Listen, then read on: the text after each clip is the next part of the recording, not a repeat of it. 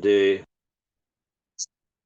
revisamos los temas referentes a la parashá de la semana, que en esta ocasión la parashá de esta semana es la parashá de Trumá, y es parte importantísima de todo un proceso que está contenido en el libro de Shemot.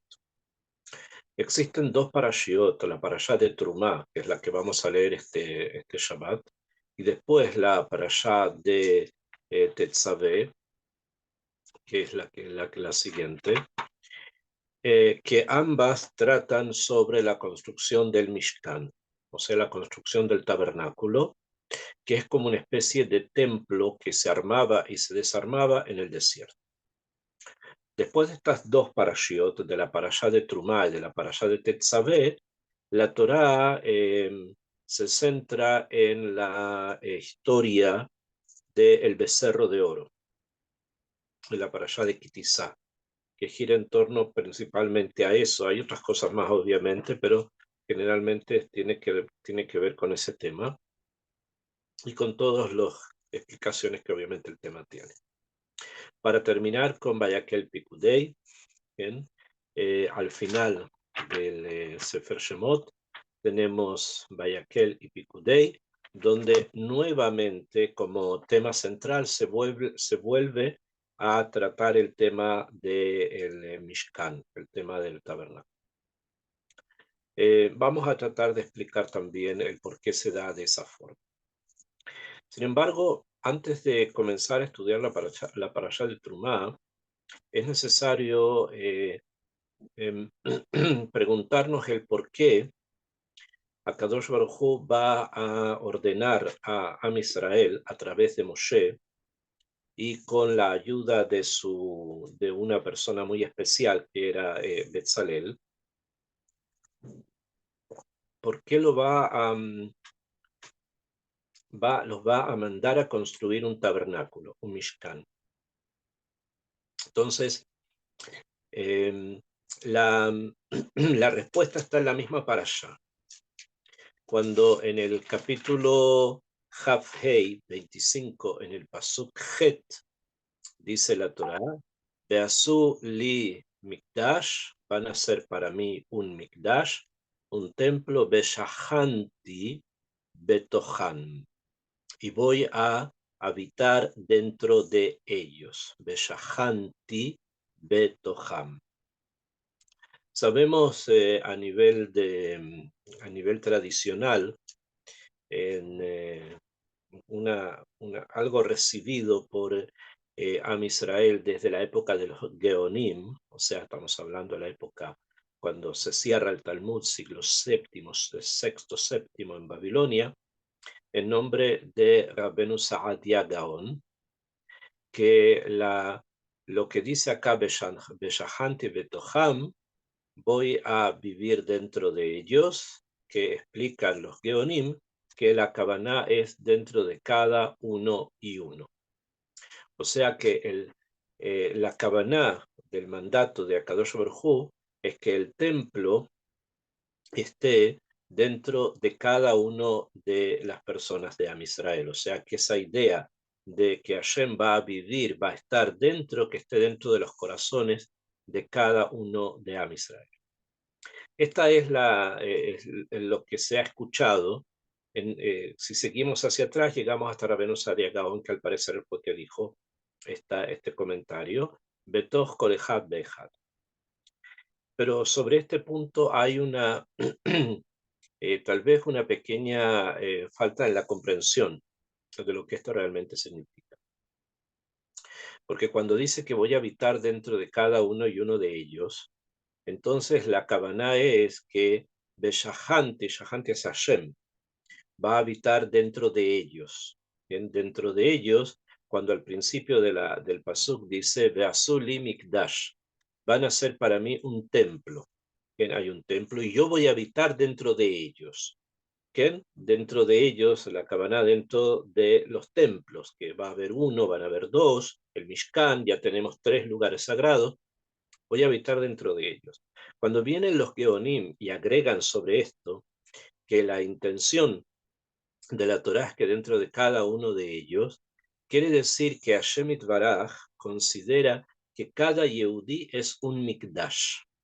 Cada Yehudí, cada persona de Am Israel es un Mikdash, o sea, es un templo, y Hashem va a vivir dentro de cada uno de ellos, y la imagen macro de esa idea es el templo que está en Jerusalén, y que allí está la presencia de la Shejina, pero a nivel micro, cada uno y uno de Am Israel es un templo, y Hashem vive, habita dentro de ellos, o sea, dentro de cada uno de los templos.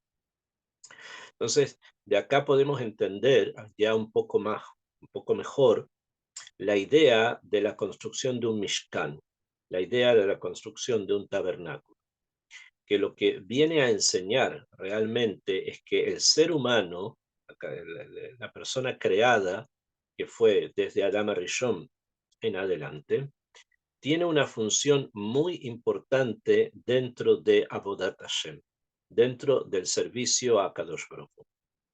Y su función es que él, el ser humano, tiene que transformarse en un templo para que dentro de ese templo habite la Shejina. Ese es el mensaje que rodea precisamente a la construcción del tabernáculo.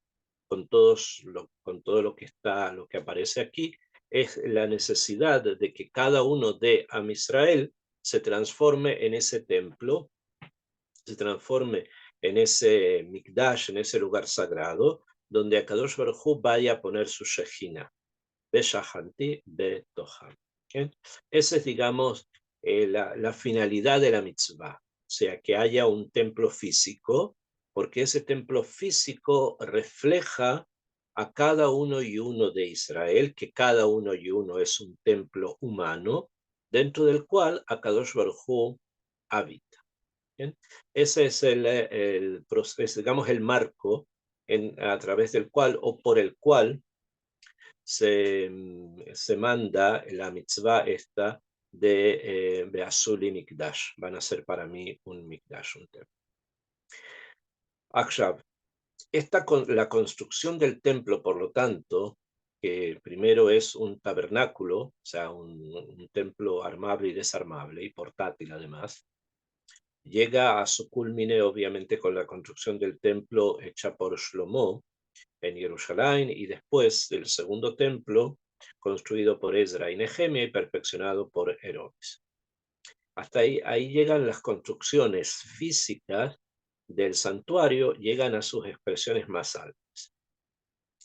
Y en el Midbar, en el desierto, esa expresión, esa formulación del lugar sagrado se da dentro de una perspectiva, de una dinámica de movimiento, porque ellos están viajando. Y a pesar que estuvieron muchísimos años en un solo lugar, la Kavaná es que este santuario es un santuario portátil que puede ir junto con ellos a diferentes lugares, y desde esa perspectiva tiene también un sentido especial, porque es el pueblo el que se mueve. Entonces si el pueblo es un santuario, entonces el santuario físico refleja eso.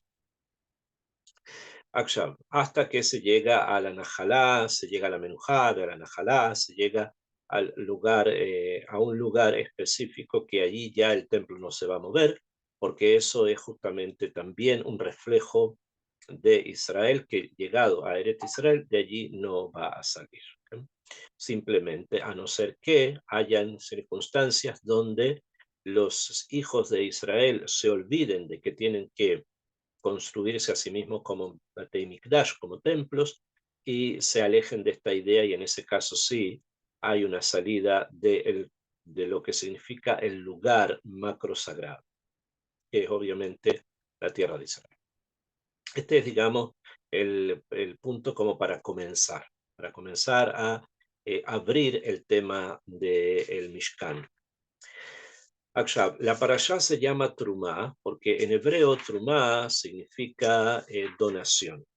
En hebreo Trumá es donación, donar algo, que realmente viene de la palabra leharim, leharim, que significa levantar. Y la tav puesta antes, Trumá, Truma, viene a enseñarnos que es un levantamiento muy importante, un levantamiento de una cualidad alta. Y eso es lo que nosotros conocemos entonces como la palabra, una palabra donación, trumá, donación, algo que se da. Las donaciones que se van a mencionar en nuestra parashá cubren todos los mundos existentes en nuestro mundo. Sabemos que nuestro mundo, el mundo en el que nosotros vivimos, está dividido en 4 reinos. ¿Bien? No estamos hablando acá de los Malhuyot, de los exilios, sino que estamos hablando de los reinos con los que el mundo está construido, que son el reino mineral, el reino vegetal, el reino animal y el reino humano. Son 4.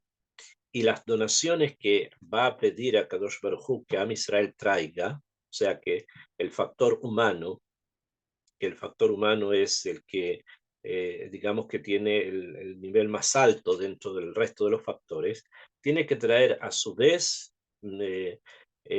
objetos escogidos de los otros factores. Y es así como Hashem le dice, Bezot, esta es la trumá, asher tikahu meitam, que vas a tomar de ellos, Zahav, Bajeset unehoshet. Vas a traer oro, plata y cobre.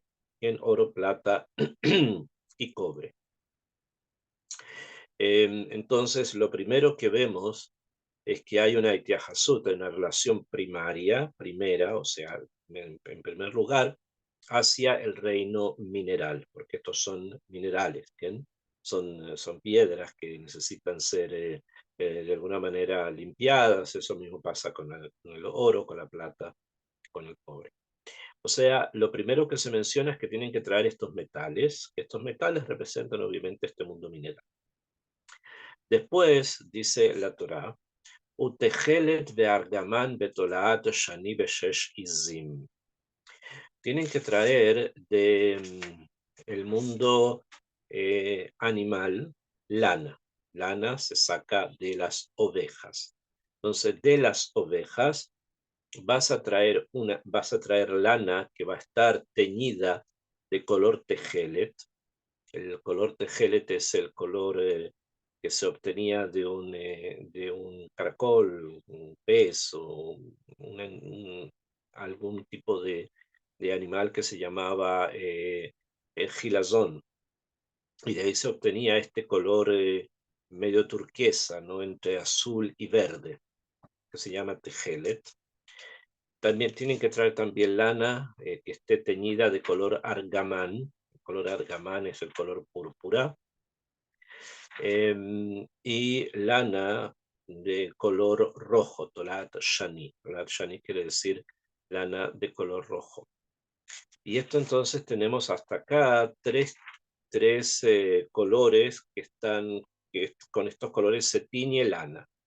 O sea, ¿qué significa se tiñe lana? Porque de la lana vamos a sacar hilos, y los hilos nos van a servir para ponerlos en el telar y fabricar con ellos varias cosas que están relacionadas con la construcción del Mishkan.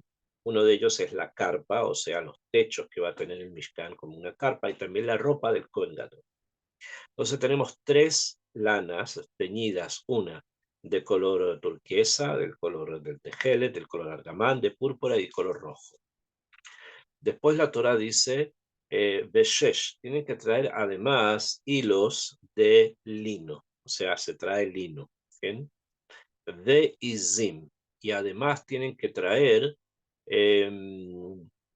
los pelos, no es exactamente lana, pero es como un pelo muy fino de cabras, de unas cabras especiales que se encuentran en el Medio Oriente, que tienen mucho pelo encima, las cabras estas, como si tuviesen muchísimo pelo, no como la lana de las ovejas, sino que es como una especie de pelo que cubre el cuerpo de estas cabras. De este pelo se hacen obviamente hilos en todos los lugares, muy conocido en el Medio Oriente, y es algo bastante fino, que en términos simples, por lo que sabemos y conocemos, se ha identificado con la angora, con una especie de telas, que son telas bastante finas, hechas con estos hilos.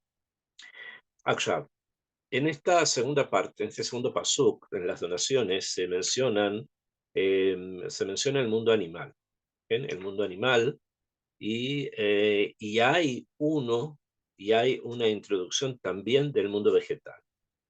En el mundo animal es porque se traen hilos de lana, 3 hilos de lana, un hilo de lino y hilos de pelos de cabra. Entonces tenemos acá el mundo animal, que son los hilos de lana y el pelo de la cabra, y tenemos también el mundo vegetal, que es el hilo traído de lino. En las Mishnayot, cuando se trata este tema, se explica lo siguiente. También acá Rashi lo va a traer en varios lugares, está expresado de qué se trata.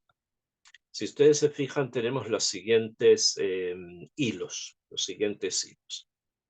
Va a haber un hilo de oro, número uno, un hilo de oro, quiere decir que se tomaban láminas de oro, se las extendía muy bien y se las cortaba muy finito y se sacaban como hilos. Entonces va a haber un hilo de oro, un hilo de lana de color tejelet, un hilo de lana de color púrpura, un hilo de lana de color rojo, un hilo un hilo de lino, y además un hilo hecho con los pelos de las cabras. ¿Ven?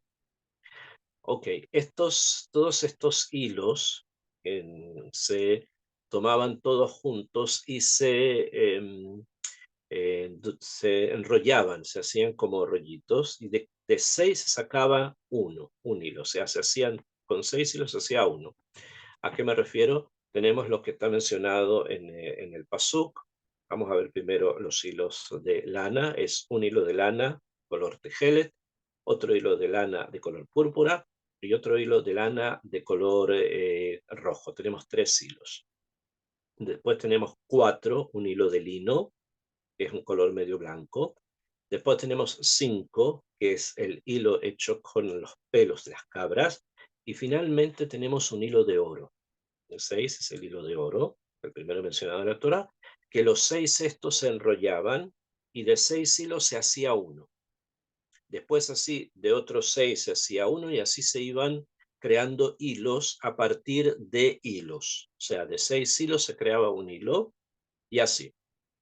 Cuando ya teníamos los hilos fabricados con 6 hilos, se llama mushzar, que está urdido, está en la urdimbre, pasó por la urdimbre, ya tenemos el hilo. Estos hilos son los que se ponían en los telares y con ellos se fabricaba la carpa, que era como una especie de techo sobre el Mishkan, y también la ropa del Kohen Gadol. Y si les resulta un poco extraño que entre los hilos había un hilo de lino, que justamente está prohibido mezclarlo en la urdimbre con hilos de lana. Eso se llama shatnes. Sin embargo, para la construcción del tabernáculo, ya sea la carpa y la ropa del Kohen Gadol, se permitía. ¿Por qué? Porque el templo es una dimensión distinta, una dimensión física y temporal diferente, y por lo tanto no aplican las mismas reglas que aplican en el mundo espacio-temporal nuestro. Es una realidad espacio-temporal diferente. Entonces allí funcionan distinto, todo funciona diferente. Una vez que ya tenemos estos implementos, estos hilos, como dije, de 6 se sacaba uno y así 6, uno y se iba construyendo, se iba tejiendo sobre eso varias cosas. La Torá continúa y nos enseña otro tipo de donaciones que eran necesarias traer. Había que traer cueros de carneros, meodamim, teñidos de color rojo. y además cueros de un animal misterioso que se llama Tahash, o sea que ese es el nombre en hebreo de un animal que no sabemos realmente cuál es, solamente sabemos que tenía muchos colores. Beatzei Shittim, y también tienes que traer madera de acacia. ¿Bien? Ya sabemos que la madera de acacia había sido plantada en Egipto por Jacob vino cuando fue hasta Egipto, y por eso cuando se salieron de Egipto se la trajeron consigo porque sabían que la iban a utilizar para algo, como Jacob les había indicado. Entonces, tenemos acá otra vez el mundo animal, los cueros de los carneros teñidos de rojo, los cueros del tajash, que es un animal, y Atzei Shittim, el mundo vegetal. ¿Bien? También aparece acá el mundo vegetal. Si ustedes se percataron, también en el pasuk anterior tenemos el mundo animal, representado por dos animales, ¿bien? Por las ovejas y por las cabras. ¿Bien? De las ovejas, tres diferentes tipos de colores de su lana, y las cabras, el pelo de las cabras. Y se introduce allí el lino, que es un hilo, una fibra, que viene del mundo vegetal. Y ahora, cuando en el pasuk que viene, tenemos nuevamente dos tipos de animales. Uno son los cueros de cabras, de carneros, perdón, y los otros son los cueros del tajash, el animal misterioso, y al final nuevamente del mundo vegetal, algo del mundo vegetal, que son las maderas de acacias con las que se construyeron los tablones, el cuerpo del edificio que se va a llamar Mishkan. Obviamente todo esto son códigos que la Torá utiliza para ir entregando la información que después va a ser estudiada y va a ser entendida y va a ser procesada y la vamos a conocer, la vamos a estudiar. Es por eso que muchas veces se enseña de una manera paralela un paso junto con otro. Después que terminamos con las donaciones necesarias para la construcción del edificio y para la construcción de las coberturas que el edificio va a tener, en forma pashut, simple, el Mishkan tiene tres techos.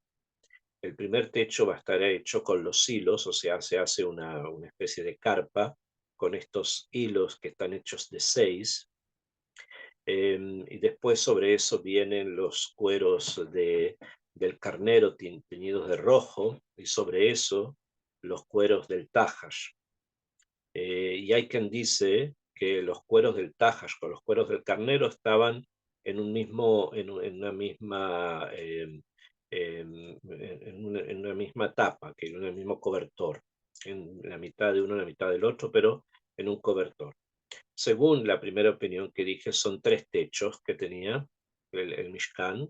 Uno es el techo hecho con los hilos, después está el techo hecho con los cueros de carnero, los de rojo, y después el techo final, que es el que está hecho con los cueros del Tajash.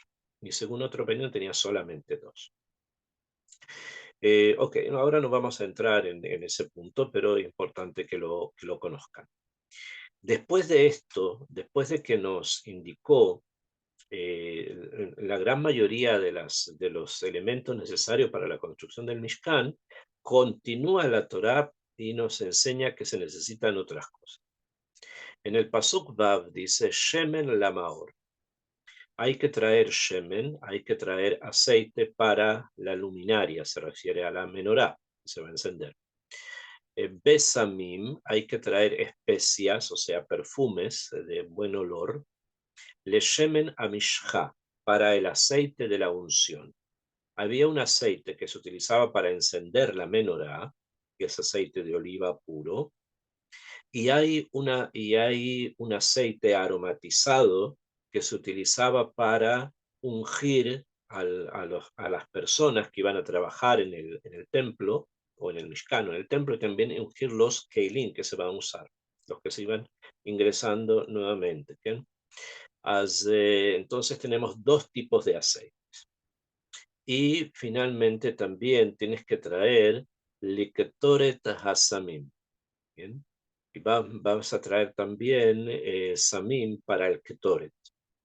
Acá hay una forma un poco diferente de cómo está escrito en la Torá, porque podemos entender Shemen la Maor, aceite para para el candelabro, Besamim le Shemen Amishja, Besamim, o sea, especias aromáticas para el aceite de la unción, Beliktoret Asamim, lo que quiere decir para el ketoret, para el saumerio, o sea, para el incienso, tienes que traer samim. O sea, tienes que traer algo parecido a lo que hoy día llamaríamos drogas, que son diferentes hierbas que se secaban, se molían, se hacían polvo, y con estas eran 11 en total, se encendía el, el ketoret, el propio incienso en el templo. Hasta acá tenemos estamos avanzando cada vez más en las donaciones y su finalidad para que son hechas. Y en el Pasuk Zain dice Abnei Shoam Beabnei Miluim la Efod Belahoshem. Tienes que traer Abnei Shoam, o sea, piedras, una piedra una piedra preciosa que se identifica con el ónice, o sea, la piedra negra. De Abnei Miluim y otros tipos de piedras que se llaman Abnei Miluim, piedras para engastar, para engastar en el pectoral del Kohen Gadol. La efod, el shoam es para el efod, la hoshen, y para el hoshen, para el pectoral del Kohen Gadol, son estas piedras que se van a engarzar en el pectoral del Kohen Gadol y van a grabarse sobre ellos los nombres de Israel, ¿no? Los nombres de los hijos de Israel. Entonces también estas piedras tienen que ser traídas. Si ustedes se dan cuenta, los últimos dos psukim, el pasuk Vav habló únicamente del reino vegetal, de cosas vegetales, ya sea por el aceite que viene de la oliva o las especias aromáticas que son obviamente hierbas, y también los samim, las drogas o las materias con las que se va a hacer el saumerio, que también era vegetal. Y finalmente va a terminar en el Pasuk Zain hablando del mundo mineral, o sea, de las piedras que se usaban para el pectoral. Cada tribu tenía su propia piedra, y también el shoam que se utilizaba para los hombros, que se ponían los hombros, y también iban grabados ahí los nombres de los hijos de Israel. Este es el klal mayor que podemos, o sea, este es lo que está escrito sobre las donaciones que deberían ser traídas. Y termina diciendo la Torá, Beazul y Mikdash, como ya les dije, me van a hacer un templo y yo voy a habitar dentro de ellos, que Kol Asher Animareotha, todo lo que yo te muestro, le dice, Et Tavnita Mishkan, toda la construcción del Mishkan, del tabernáculo, Bet Tavnit Kol Kelav, y la imagen de todos sus kelim, de todos sus utensilios, Bejenta Asu, así lo tienen que hacer. Preguntan todos los comentaristas, ¿qué quiere decir eso así lo tienes que hacer? Obvio que lo van a hacer así, si Hashem lo está mandando. ¿Para qué la Torah quiere indicar? No, así lo tienes que hacer. Entonces nos enseñaron que esto se refiere a que no solamente el mandato está para el momento en que estaban en el desierto con con ese Mikdash, con ese lugar sagrado, con el santuario, sino después, cuando llegan a Jerusalén, y si una de las cosas que Hashem pidió se pierde o se rompe o le pasa algo, lo tienes que volver a hacer exactamente como fue el mandato en un principio. O sea, si hay nuevos Keilim, nuevos instrumentos que se utilizan en el Mikdash, y estos de alguna manera estaban ya contenidos en tradiciones previas, tienen que hacerse según lo que dicen estas tradiciones previas. Eso es la explicación Bejenta Asu, como Rashi mismo dice, Bejenta Asu, así harán le Dorot, para sus generaciones. Ok, como les dije en un principio, hay acá un tema con respecto a que el templo en Jerusalén, primero, segundo, el tabernáculo en el desierto, representa a nivel macro al ser humano. O sea, es el ser humano, cada uno de nosotros, que somos un templo, un templo pequeño. Y el Bet HaMikdash en Jerusalén era como la imagen clara y física del templo que eran cada uno de los Yehudim, de los Bnei Israel. ¿Okay? Esa es la idea que ya la trajimos al principio del show. En esta forma de expresar precisamente esta idea, la Torá nos enseña que las donaciones que se pedían y se traían, justamente estaba contenido estas ideas de los mundos previos, que son el mineral, que son el vegetal y el animal, estaban contenidos en las donaciones entregadas, para indicar que el hombre, siendo que el que va a construir, el que va a hacer, es el que da finalmente la armonía de los mundos previos. O sea, somos los seres humanos los que podemos poner armonía en los mundos que se nos sucedieron antes de este. ¿Bien? Y si no lo hacemos, si nos comportamos de una manera que no es atinente, entonces podemos recibir también castigos por esto, porque de alguna u otra manera es siempre necesario mantener el orden en el cosmos. Entonces, cuando se rompe este orden en el cosmos, entonces se reciben castigos porque algo pasa. ¿No? Entonces, no olvidemos que tenemos el Mishkan, que es el tabernáculo, con una forma prácticamente humana.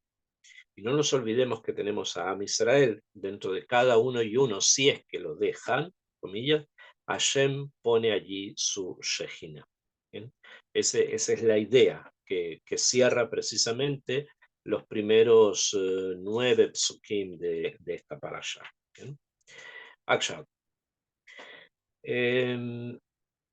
La idea que les mencionamos de que el Mishkan es un ser humano en micro y que el Mishkan real es como si fuese un ser humano en macro,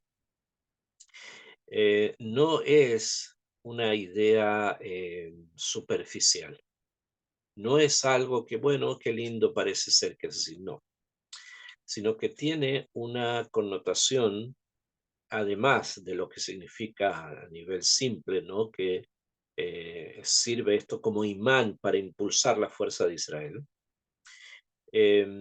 Además de eso, esta idea justamente nos va a entregar la posibilidad de poder conectarnos con Akadosh Baruj Hu en uno de los hitos más grandes que el Mishkan tiene, en uno de los misterios mayores que guarda el tabernáculo, el templo, el primero, el segundo, un hito central, o sea, un eje alrededor del cual giran muchas cosas. Y eso es la realidad de los korbanot, o sea, de los sacrificios. El templo en Jerusalén, finalmente hubo otros antes, estaba allí justamente para poder hacer sacrificios, ¿no? Y estos sacrificios, como vamos a estudiar más adelante en el Sefer Vaikra, cuando leamos el Sefer Vaikra, vamos a estudiar los significados profundos de los sacrificios, son la base a través de la cual precisamente el Mishkan existe.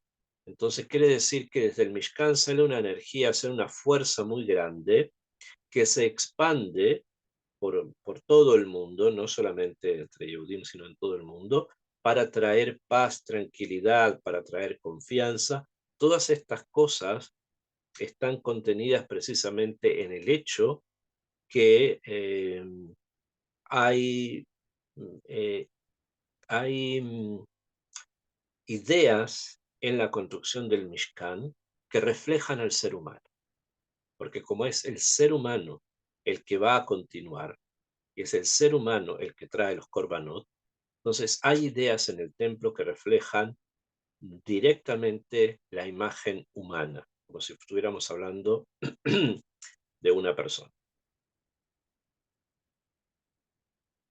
Ahora bien, no voy a tratar de por lo menos avanzar lo que más podamos, la estructura, el programa para la construcción del Mishkan, el proyecto, tenía dos partes. Una primera parte era la construcción de los Keilim, o sea, de los objetos que iban a estar dentro del templo, dentro del Mishkan, en este caso, dentro del templo más adelante.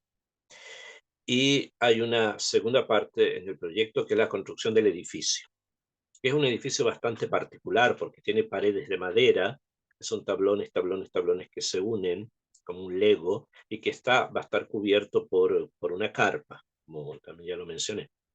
Entonces, un lugar bastante peculiar. Y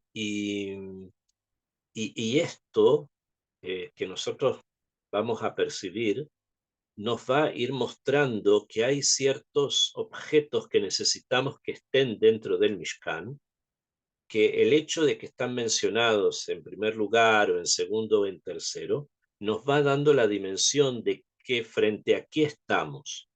O sea, quiero explicarme esta idea. Cuando la Torá habla, por ejemplo, ya que estamos en el tema, que Beazú, le dice Beazú, Aarón, Atzei, Shitin, van a hacer el arca de la alianza con madera de acacio, como lo pone como primer proyecto. Después de este primer proyecto, la Torá continúa con la tapa que va a tener el Aarón, y dice las mismas palabras, Beasita Japoret, vas a hacer la tapa del Aarón, y va a tener varias características. Y después de esto, simplemente para que se lo sepamos, viene Beasita Shulchan, vas a hacer una mesa y continúa. Este orden no es fortuito. No es que pasó un capricho y Hashem le dijo a Moshe, pon esto primero y no. Hay una gradualización de ideas, que estas ideas van a ir adquiriendo importancia en la medida que están en primer lugar, en segundo, en tercero y en cuarto. Hay un orden y este orden tiene una explicación, está allí por algo. Vamos a por lo menos a ver dos de ellos, que es hasta, esto continúa obviamente, ¿bien? Pero quiero ver dos al menos, que es el Aarón, o sea, el arca de la alianza, ¿bien? Y el Shulchan, que se llama Shulchan HaPanim, la mesa de los rostros. Ok, ¿por qué me quiero centrar principalmente en estos dos primeros? No son los únicos, está el caporet, como dijimos, la tapa, sobre esa tapa van a estar los querubín, cosa bastante importante, y después viene, por ejemplo, la menorá, después de esto viene la menorá, que también tiene un valor muy grande. Sin embargo, quiero, por lo menos en esta sesión, centrarme en el Aarón, o sea, en el arca de la alianza, y en el Shulchan HaPanim, y en la mesa de los rostros. O sea, tenemos el arca de la alianza y la mesa de los rostros. Las características que tienen que tener uno y otro están escritas en la Torah, ustedes lo pueden. Me interesa entender qué significan. ¿Qué significan Dafka estos dos objetos? ¿Bien? El arca de la alianza y la mesa de los rostros. En el arca de la alianza, una vez que estaba construida, se introdujeron las Lujot Brit, las tablas de la ley, y es por eso que también se la conoce como Aarón HaBrit, el arca de la alianza, porque la alianza estaba adentro, estaba allí. La alianza se refiere a las tablas, las rotas y las enteras, estaban allí. Los 10 mandamientos escritos y lo que había quedado de las tablas rotas están puestos dentro del arca, y por eso esta arca se llama Aarón Abrit. Y la mesa de la que se va a hablar después, es un mueble, entre comillas, donde pasaba algo, donde ocurría un milagro. Y el milagro que ocurría cuando la mesa existía es que el pan que se ponía sobre la mesa en un sistema de 6, tenía que poner 12 panes, en este sistema, el pan que se ubicaba allí, de una manera especial también se hacía, etcétera, toda una serie de detalles importantísimos cada uno. Los enseñan los jajamín que había un milagro y que el pan se mantenía caliente desde que era puesto allí, una vez sacado del horno y era puesto en la mesa, se mantenía caliente durante toda la semana hasta el próximo Shabbat, que se retiraba y se cambiaba por otro, y el pan que se retiraba era comida para los Kohanim. Entonces pasaba algo, había un milagro en algo que simboliza la mesa simboliza el mundo de la materia, en el mundo material. Y por eso está hablando del pan, de la alimentación, lo que se come. En cambio, en el Arón estaban las Lujot Abrit, que si bien son obviamente materiales, porque son piedras, pero reflejan una realidad espiritual. O sea, son símbolo de una realidad espiritual superior. Entonces tenemos por un lado el Aarón, que simboliza el espíritu, y tenemos por otro lado la mesa, que simboliza la materia. Ambos están dentro del Mishkan, dentro del lugar sagrado, para indicarnos que hay una correlación y una compenetración de estas dos realidades, de la realidad material y de la realidad espiritual. No existen una sin la otra. Se necesita el espíritu para que el mundo material avance, progrese y se eleve, se santifique. Y se necesita el mundo material para que el alma pueda realmente alcanzar sus objetivos. Por lo tanto, es necesario y se necesita compenetrar uno con otro para avanzar en este mundo.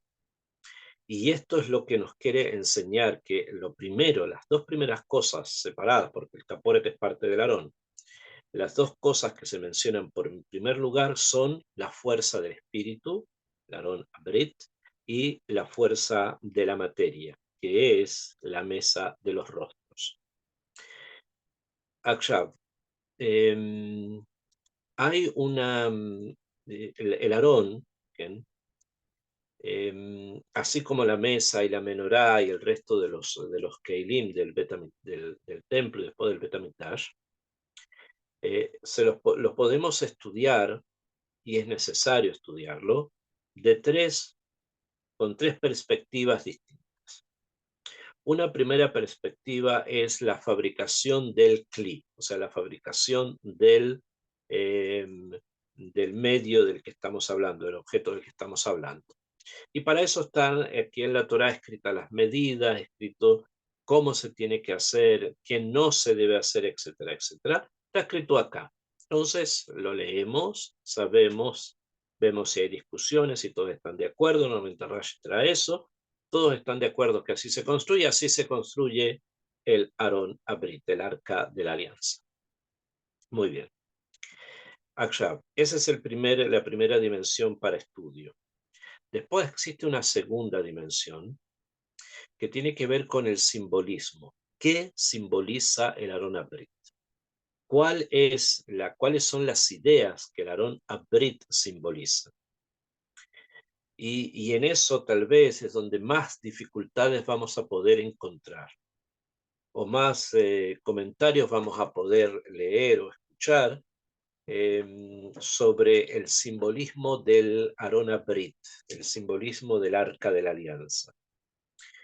Simplemente, y sin entrar demasiado en todo lo que significa tratar de explicar ese tema, lo que es importante que se conozca y que se sepa es que dentro del Aarón estaban las Lujot Abrit, quebradas y las nuevas, según la opinión de las personas de esa época. ¿Y esto qué quiere decir? Que el Aarón Abrit contenía la Torá. O sea, el Aarón Abrit, lo espiritual por excelencia, el Arca de la Alianza contenía dentro de sí la Torá. Y por lo tanto era como una especie de estuche a la Torá, donde se la depositaba y donde se necesitaba estudiar, se iba, se sacaba y se la leía nuevamente. Entonces es símbolo el Aron Abrit de la Torá que está allí, con todo lo que eso significa. Akshab. Hay un tercer punto que el Aarón también es importante de conocer y de saber, que es la historia. El Aarón Abrit, junto con la mesa, han tenido un desarrollo en la historia que ya trascendió los límites de la Yadu. O sea, más allá de la Torá, más allá de Israel, la mesa y el arca de la alianza han tenido han jugado un papel central en la historia de la humanidad. Uno, porque se la ha tratado de buscar. Han tratado de buscar dónde está el arca de la alianza. Y segundo, y así también con la mesa, entonces cuando se la busca es por algo, porque se cree que tiene algún tipo de poder. Entonces han buscado objetos de poder y han buscado el arca y también la mesa. Y como habíamos dicho, la mesa, si recuerdan, tenía una particularidad que mantenía los alimentos calientes. Entonces estamos hablando de una mesa especial, que también se quiere utilizar para ese fin. ¿Eh? Akshab, si estamos hablando del arca, entonces distinguimos tres cosas: sus dimensiones, su fabricación, su significado, la Torá adentro, ¿bien? Y otro es la historia. Si bien la historia del arca es bastante extensa y podemos encontrar muchísimo material en general sobre la historia del arca, lo importante que tienen que saber es que el arca, el Arona Brit, desaparece porque un rey, ¿quién?, de Israel decide ocultarlo, porque pensaba que podía caer en manos de los enemigos de Israel, como una vez ya ocurrió. Entonces, para que esto no vuelva a ocurrir, él decidió esconderlo, guardarlo, ponerlo a buen recuerdo, o sea, bien guardado. Y desde entonces se perdió su rastro. Pues no sabemos dónde lo dejó, porque no quería decirlo. Entonces se perdió el rastro y no sabemos exactamente dónde está y si hay uno o si hay más, cosa que también es necesario tratar en algún momento. Sin embargo, ustedes pueden percibir entonces que el Aarón desaparece en cierto momento de la historia, lo buscan, lo vuelven a buscar, tratan de encontrarlo, no hay nada, y el Aarón, supuestamente el Aarón Abrit, desapareció. Y esta idea de que hay algo que desaparece, que tengo que encontrarlo, como les dije, ha promovido muchísimas cosas en la historia del mundo que van desde antiguos caravanas tratando de buscar el arca de la alianza en tal lugar, en tal lugar o en tal lugar, hasta cosas mucho más modernas donde han tratado de encontrar o quieren pensar que han encontrado algo relacionado con el Arona Prince, con el Arca de la Alianza. Simplemente hasta nuestros días nadie ha podido ver el Arca de la Alianza. Nadie lo ha hecho y probablemente esto también es una señal de algo que por el momento también está silente, está guardado, está archivado hasta el momento propicio en que tenga que revelarse. Entonces, nosotros podemos tenerlo delante de nuestros ojos y no nos vamos a dar cuenta. Podemos incluso tener libros y tomarlos en la mano y buscar los lugares, pero si Hashem quiere que no veamos, no vamos a ver. Va a ser simplemente una búsqueda en vano, porque hay que tratar de leer Teilim y de concentrarse en Tefilot para poder avanzar también en otras cosas. Simplemente los sabios, obviamente, nuestros sabios también se preguntaron dónde está el arca y lo han ubicado según el Midrash, debajo o sea, al otro lado del cótel. Ustedes han estado en el cótel, al otro lado del cótel hay una montaña. Bueno, en algún lugar, en los mejilotes de esa montaña, o sea, en los túneles subterráneos de esa montaña, se encontraría el Arona Brit, el arco de la alianza.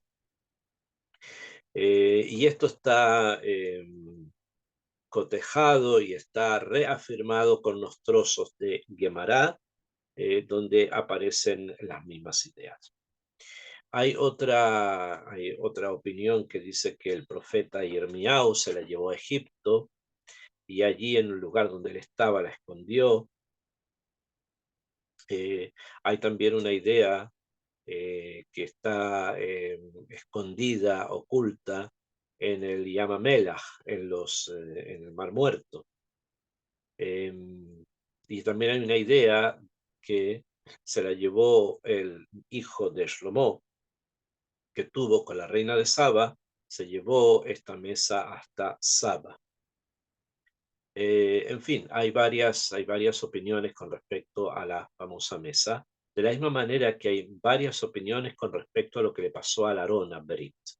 Ahora, lo que pasa el, con la mesa, como les dije, y también, o principalmente con el Aarón, ¿no? Con el Aarón a Berit, que dije está en diferentes lugares, o que opinan que está en diferentes lugares, eso también pasa con la mesa. En algún momento vamos a comentar eso.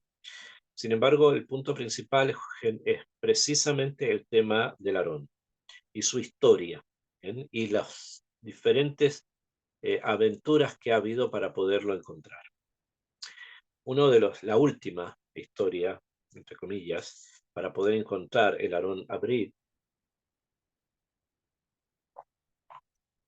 ocurrió en el siglo pasado, no acá, sino en algún lugar de Europa, donde una persona soñó, vio, conoció, posible saber realmente qué fue lo que pasó, testimonios de alguien que dice que el Aarón Abrit está, o sea, el arca de la alianza está de alguna manera enterrado debajo de Jerusalén, en algún lugar debajo de Jerusalén. Esto conmovió a ciertas personas que quisieron encontrar estos tesoros, esto es un gran tesoro, y vinieron hasta Israel y comenzaron a excavar. No, nunca encontraron el Arca de la Alianza, pero sí encontraron todo lo que hoy día nosotros conocemos como los túneles del Kotel, la ciudad de David, los diferentes túneles que hay debajo, que a pesar que se conocían, no se saben exactamente dónde estaban, y todas estas personas que vinieron buscando el arca terminaron encontrándose con gran parte de la historia arqueológica que ustedes pueden hoy día disfrutar en Jerusalén. Es importante que vayan, lo vean, porque ahí está contenido mucho de lo que finalmente se vio, y a pesar que el arca misma no se descubrió al momento. Bezrat Hashem, Kadosh Baruj Hu va a traernos el arca de vuelta cuando se reconstruya el tercer templo, y esperamos que sea pronto y también en nuestros días. Queremos finalmente recordar que es muy necesario seguir haciendo tefilá para que los milagros que ocurren por la lectura de los Teilim, por los rezos que hacemos, que todos y todas hacen, esto realmente sirve, realmente tiene repercusión y se transforma en realidad. No hay que desesperarse y no hay que perder la fe y el bitajón que los tefilot de Am Israel van a mover lo que tengan que mover, y vamos a recibir buenas noticias y buenas respuestas.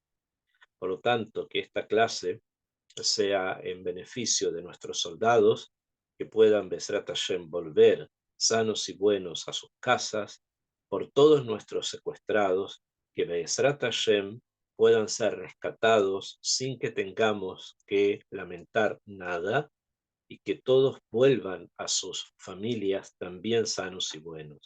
Y que Bezrat Hashem todos nuestros enfermos y nuestros heridos puedan encontrar refuash lema y puedan encontrar una recuperación completa a pesar de todas las cosas que han pasado y de la forma en que ahora tengan que cambiar sus vidas. Pero que en todo eso vean una mano divina para seguir adelante. Ok, vamos a quedar entonces por hoy hasta acá. Bezrat Hashem, continuamos la próxima clase. Vamos a seguir con los temas del Mikdash, porque corresponde, como les dije, al gran tema que es el Mishkan, el templo, el lugar sagrado. Le damos entonces por hoy hasta acá.